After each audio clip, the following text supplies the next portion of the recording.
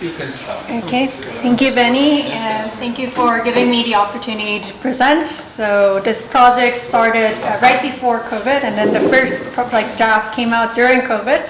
And I presented this paper more than 10 times, but this is my first external conference presentation, in person.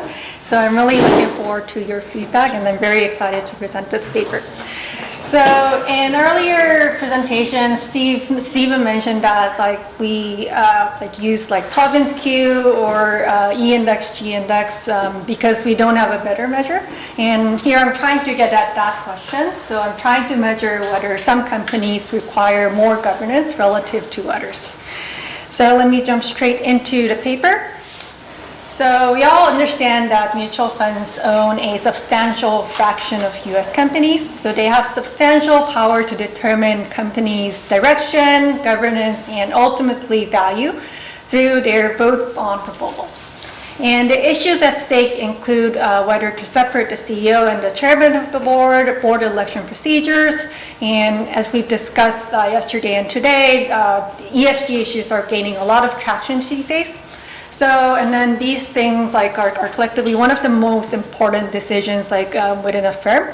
So I think it is really important to understand what makes companies vote for or against their portfolio companies' proposals.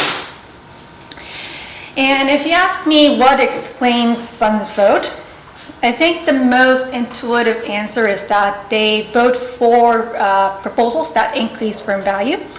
And they vote against proposals that decrease firm value because they care about the value of their portfolio companies. However, this might be a very naive answer. So the reality is that they have to vote on hundreds of companies, thousands of proposals each proxy season. So probably it's going to be impossible for them to make informed decisions on all of the proposals they vote on. And we also know that proxy advisors' voting recommendations have a lot of influence on fund vote and the voting outcome as well. And then recent papers by Bolton and co-authors and Bubb and Captain show that there are some fund-specific preferences. So you can think of these as fund effects. So some are more pro-management and some are more they have social goals. So there are investor-specific preferences. And another issue here is that funds are sometimes criticized for voting in the same manner for all of their portfolio companies' proposal on a given agenda without considering whether it's really a good idea for a company that received the proposal.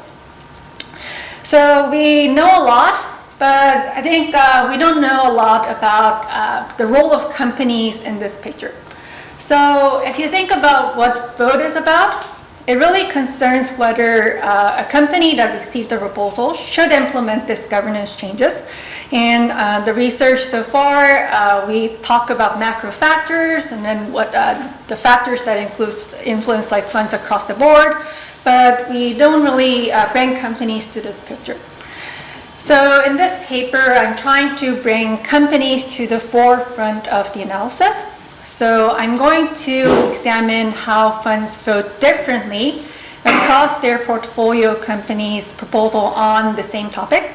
So, and then I'm going to, so suppose that there's firm A, firm B, and then it's about they vote on the same issue, and then if the fund voted for company A's proposal and against company B's proposal, then I interpret this as fund preferred company A to implement this governance change compared relative to company B. So I'm going to elicit funds preferences using this reveal preference argument, and then I'm going to aggregate funds preferences using a novel machine learning technique. And then finally, I'm going to develop funds preference ranking across companies. So with this ranking, I'll be able to tell whether mutual funds prefer American Airlines to separate the CEO and the chairman of the board relative to Southwest, and then whether this difference is statistically significant. So that's the basic idea. So why is this an important question? So a fund, as I just mentioned before, funds have been criticized for voting in the same manner for all of their portfolio companies' proposal on a given agenda. And this is going to let us tell whether funds use their discretion in their voting or they're just voting in a one-size-fits-all manner. And then, depending on the message, it's going to have some policy implications. So it's going to be used to regulate how funds vote and how funds should vote on proposals. And then it can be also used to regulate like proxy advisory firms.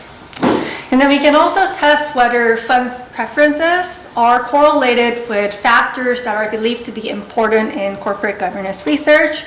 So studies show that funds with companies with more agency problems should strengthen their shareholders' right. So I can test whether funds agree with this idea.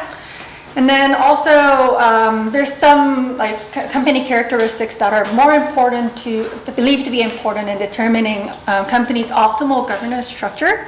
So with this measure, I'll be able to also tell whether funds agree with this idea.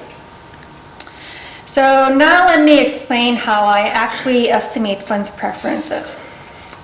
So here's a very basic example to just illustrate the idea. So let's suppose that there's one fund that voted on these two companies' proxy access proposal. And the two companies we have here is McDonald's and ConocoPhillips.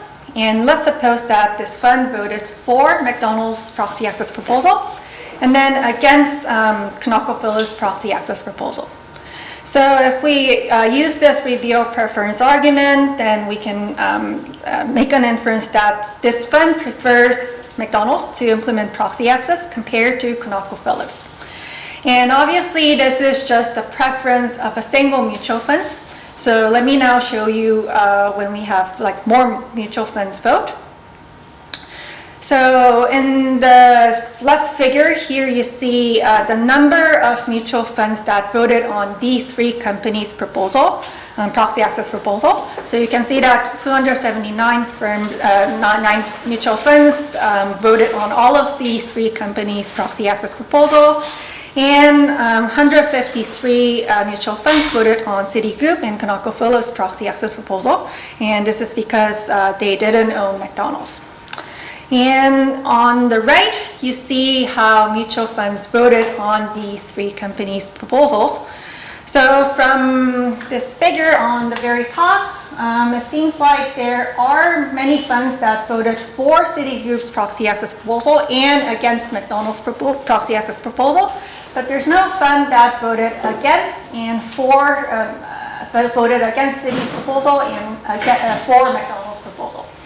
So this tells us that they probably prefer, this is consistent with the idea that they prefer Citigroup to implement proxy access compared to McDonald's. And then you can make similar inferences in the two bottom panels as well. So if we put together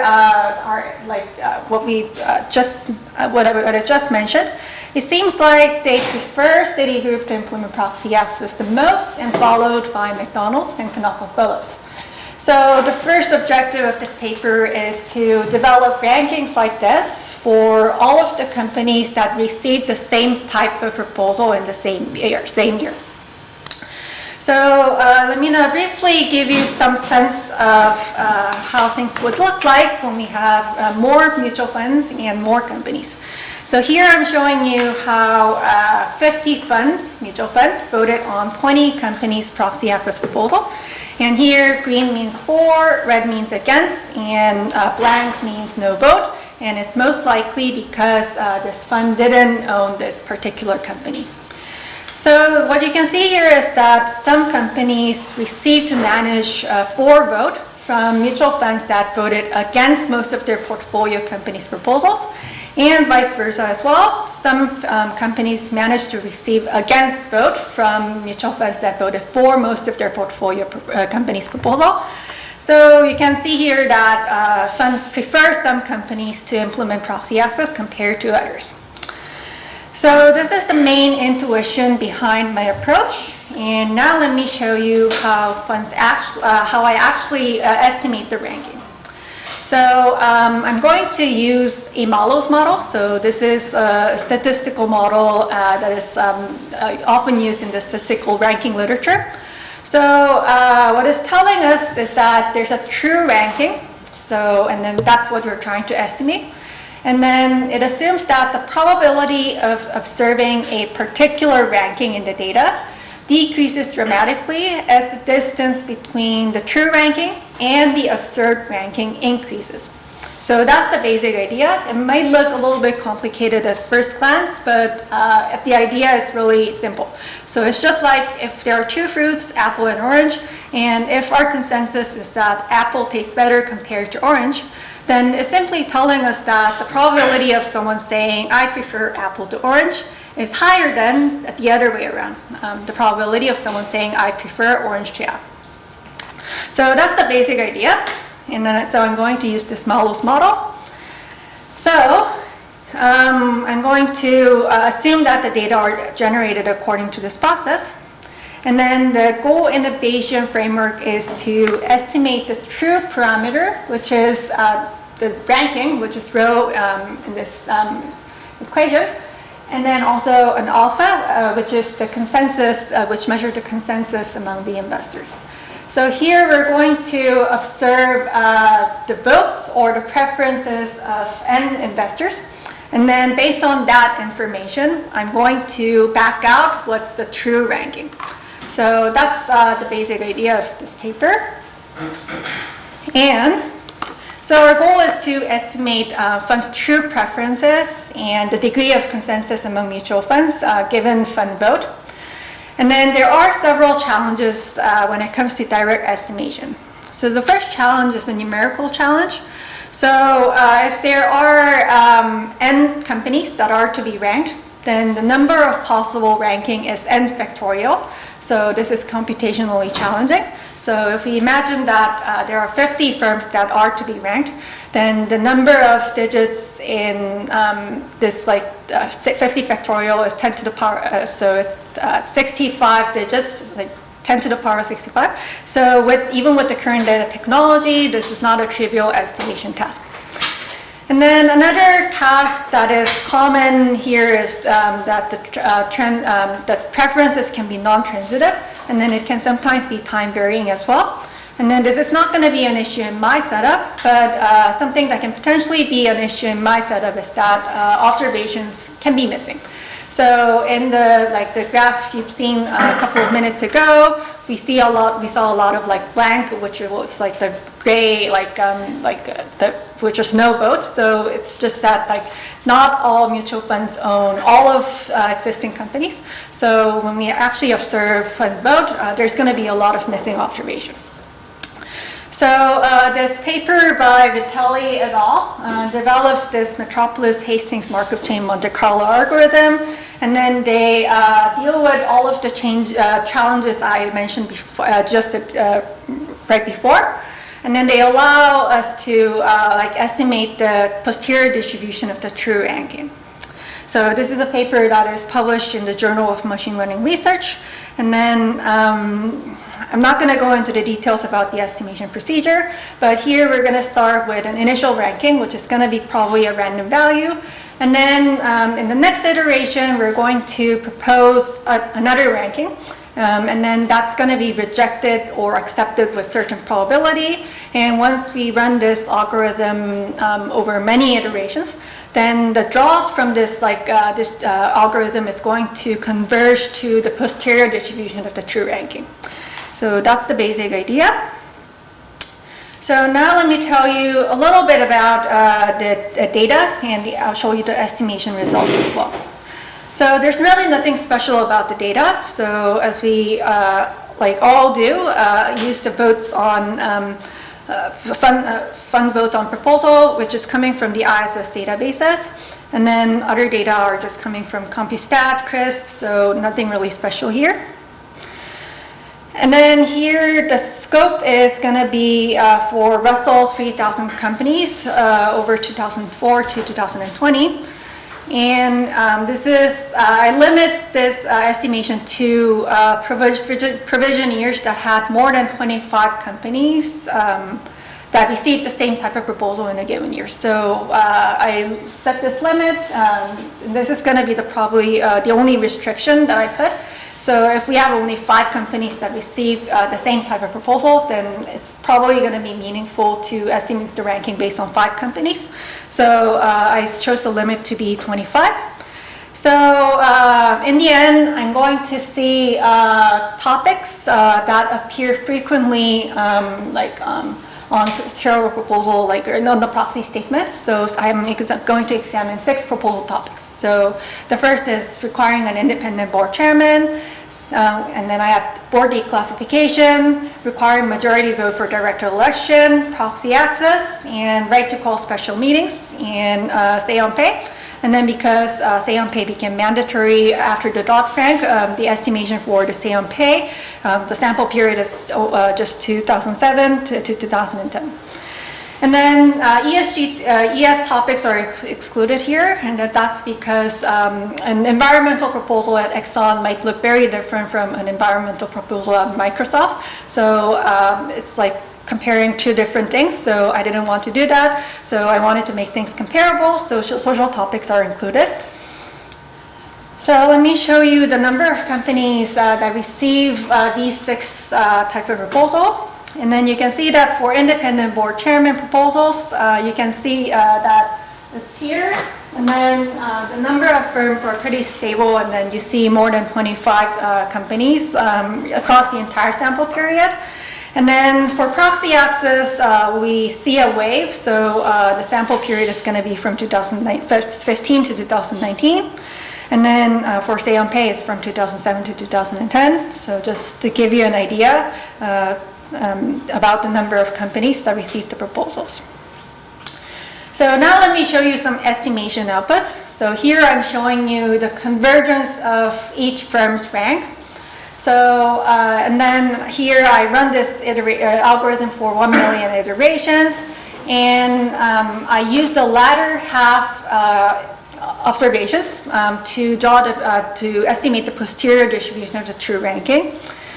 And then that's something I'm showing you in this slide. So obviously this is too small to see, but I wanted to give you a snapshot. So here you see very small gray bars. So that's the location for each firm. So let me just enlarge it for two different companies. So we have Citigroup and Apple. So here for the 2015 year, we have 93 companies that received this proxy access proposal. And then Citi's mean rank is 2, and the median rank is 2. And then for Apple, the mean is 92, and then the median is 93. So it seems that they prefer Citi to implement proxy access, and then Citi is very highly ranked, and Apple is very lowly ranked. So it shows you that funds indeed prefer some companies to implement proxy access compared to other companies. And then another output from the estimation is the alpha, the degree of consensus among investors. So investors can agree or disagree, and I'm going to capture the degree of consensus. So here for the proxy access proposals in 2015, the left figure shows you the convergence of the alpha parameter, and then the right figure shows you the posterior distribution of the alpha parameter. So here we can see that the degree of consensus varies by topic. So they agreed the most on which companies require a majority vote for director election, as can be seen from the height of this green bar. And then they agreed the least on which firms require a say on pay. So as can be seen from this bar. So since this ranking is a new thing, and probably you might think that it's still like a black box, let me just give you a sense of how we should think about this ranking. So in case it wasn't obvious, if a fund voted for all of its portfolio companies' proposal on a given topic, then it's really not telling us that whether some companies require more of this provision relative to another company. So that fund's vote is going to be just dropped from the estimation.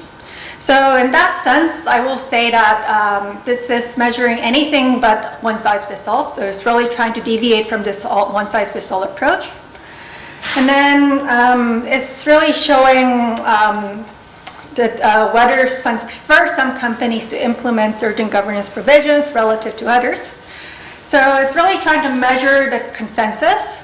But when we say consensus, I have to be a little bit careful. So it doesn't mean that everyone is in an agreement. So they can agree or disagree. And then I'm just trying to measure the sentiment around the room. And then the consensus might not always exist. And then I'm just letting the data speak. And then another important caveat is that I'm really agnostic as to what affects funds preference in the first place. So you can argue that funds votes are affected by ISS recommendation. It's a known fact. And then I take, like if I am affected by ISF recommendation and I follow ISF recommendation, I take that as funds preference, and then that's because I take vote as preference. So I think this is something that like all studies using the radial preference argument would have to like accept. So I will just like mention that as a caveat. But later I'll show you some tests on how I try to separate out the effect of ISS recommendation and also management recommendation and the conflict of interest between funds and managers. So now let me try to connect our existing knowledge to the ranking. So here, first I'm going to show you whether vote support is correlated with my measure.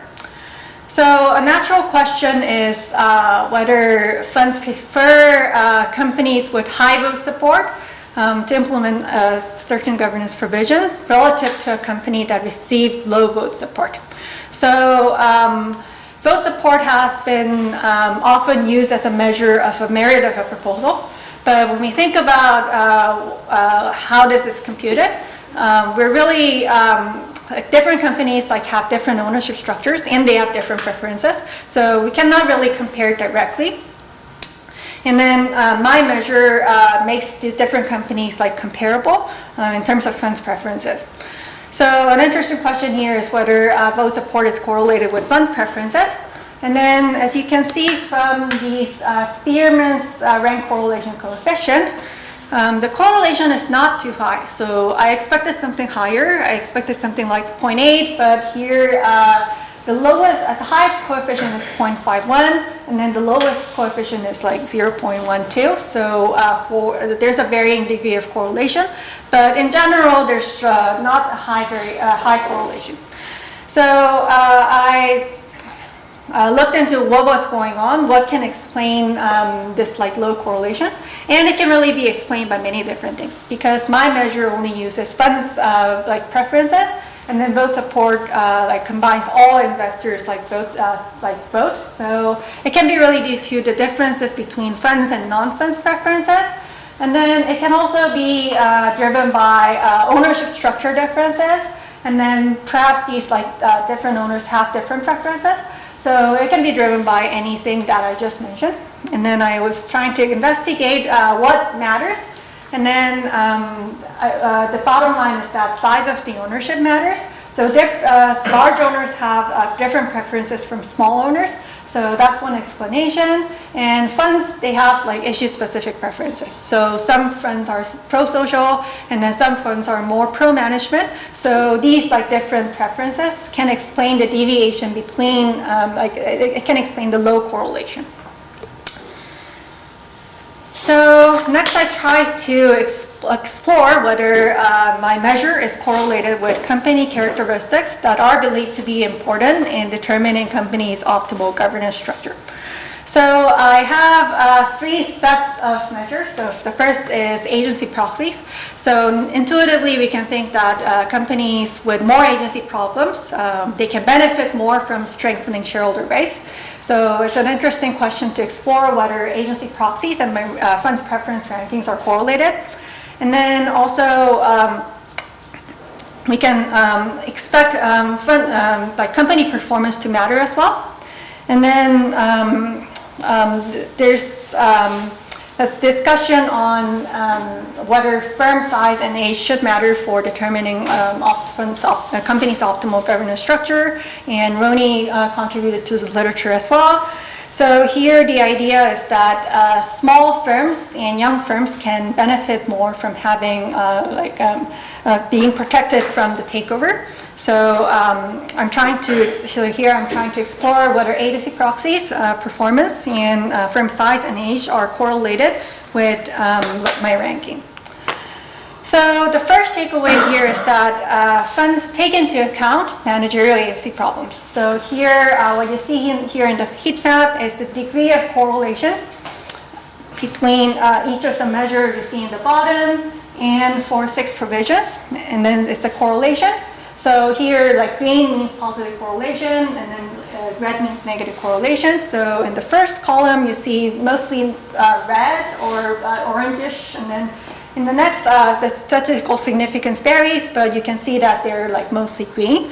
So the first takeaway is that funds take into account managerial agency problems when they vote. And then the second set of results here is that the performance doesn't seem to matter that much. So here I have ROA and the market to book ratio, and then also the stock return as well. And then in the appendix, I use like a variety of measures as well. And then the conclusion pretty much remains the same. So here, we don't see a very strong relationship. So there's no real strong evidence that funds value firm performance. And then here's a little bit of surprising results. So here we would expect the other way around. So we would expect funds to be more supportive of governance changes at large and mature firms, but it's the other way around. So I was thinking about what can explain these results. And then large and mature companies are targeted disproportionately by shareholder proposals. So probably they're getting proposals that are beyond optimal level, and that's why we see that funds might have, and this is a possible explanation for why they might have been voting down these meritless proposals that are targeted at these large and mature companies. And then next, I try to explore whether funds prefer proposals by certain sponsors. And then the pattern here is that they prefer proposals submitted by non-SRI funds. So they like proposal submitted by their funds. And then another pattern here is that they don't like proposals submitted by SRI funds. So that's the stark contrast here. And then also unions and public pension funds, there's a debate on whether these groups' proposals are value increasing or decreasing. And then I don't find like strong evidence either way. So so that's what it is. And then there's like a literature saying that individuals like proposals are more likely to be value destroying, and Maria Cinta has a paper on that. And then consistent with that, I find that funds don't dislike proposals submitted by individuals. So now you might wonder whether the rankings are driven by proxy advisors' recommendation. So given the literature on fund proxy advisors' influence, and Michelle has contributed to the literature. So we can expect funds proxy advisors' voting recommendation to matter for ranking as well. So that's what I find. So when ISS recommended to vote against, then you can see the company's rank at the very bottom pile. So there's a really stark contrast. And then you might be concerned what's going to happen if I remove the effect of proxy advisor's recommendation. So to see whether there's still any variation after I remove the effect of proxy advisor recommendation, I limit the sample when that does not have any variation in proxy advisor's recommendation. So specifically, I look at the companies that received for vote from ISS and Glass Lewis and against vote from the management. And here I still see some variation in ranking. So here I'm showing you the limited sample for companies that received proxy access proposal in 2015. So from 93, here we see much less number of companies. But you can still see that there's meaningful variation. It's not like we're seeing a very uniform distribution for all companies.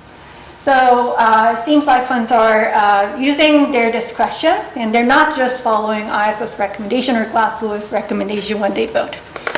So finally, this is a suggestion that I got from Michelle about a year ago. And then the concern here is that whether funds are voting their true preferences when they have the business ties between management and the companies. So funds sometimes manage the retirement assets of companies, and then in these cases, they might not have the right incentives, or they might not be able to really vote their true preferences.